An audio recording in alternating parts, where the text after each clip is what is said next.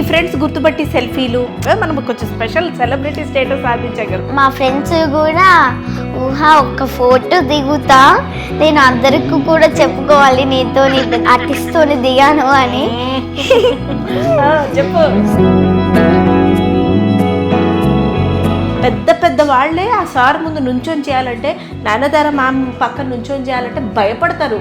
నువ్వు టికెట్ మళ్ళీ భలే చేసి వచ్చావు. నాకు మామ అంటే పిచ్చి అన్నమాట. తనతోని చెయ్యరు, మామతోని చెయ్యరు.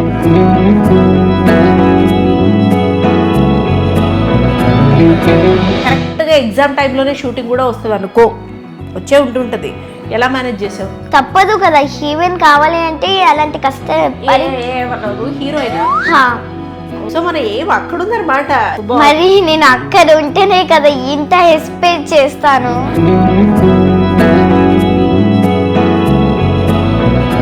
సెల్ఫీలు అంటే నీకు ఇష్టమా are you feel very overwhelmed? Ma'am అంటారు కొన్నిసార్లు, నన్ను మ్యామ్ అనొద్దు, ఊహ గారు అని పిలవండి, మ్యామ్ అస్సలు వద్దు. Give respect and take respect.